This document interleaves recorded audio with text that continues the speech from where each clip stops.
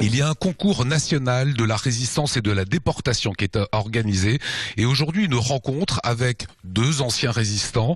Est-ce que aujourd'hui, Monsieur Serrouti, vous avez été résistant? Est-ce que les jeunes ont conscience de cet effort et de ce patriotisme que des gens ont fait et ont donné à la France?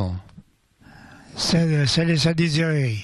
Il y en a qui sont pour et les autres, ils s'en occupent pas. Je vais vous donner une réponse très simple. À Mirecourt, où le collège porte le nom de mon petit frère de 17 ans qui est mort en camp de concentration, les enseignants se sont opposés à ce que le nom d'un résistant soit donné au collège pour la bonne raison que c'était renforcer le militarisme et que ça empêchait l'idée de l'Europe.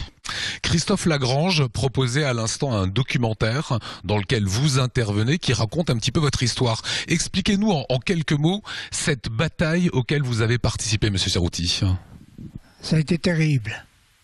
Et on s'est battu à 50, 60, pas plus. Résistants. Des résistants. Et on les a maintenus quand ils sont arrivés derrière la ferme. Il y avait 70 SS sous les ordres du Major Powell. Les Allemands étaient au courant de tout. On n'en a pas tenu compte.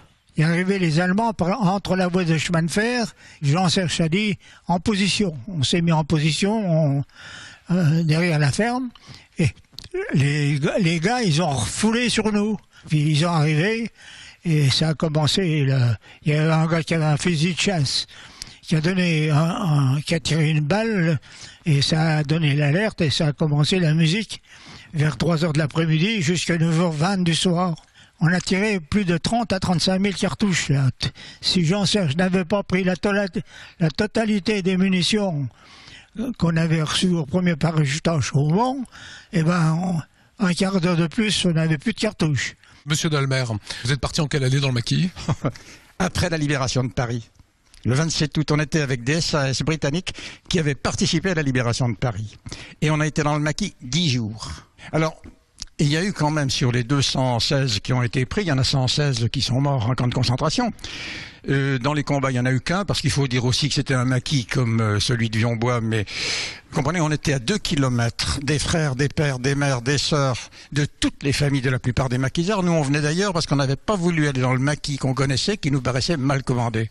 On est retombé dans un autre, alors on était surnommés les scouts de Mirecourt, parce qu'il se trouve que par hasard, on était 12 scouts qui avions fondé une troupe scout pendant la guerre, et qui sommes partis dans le maquis quand on en avait l'âge, entre 17 et 21 ans.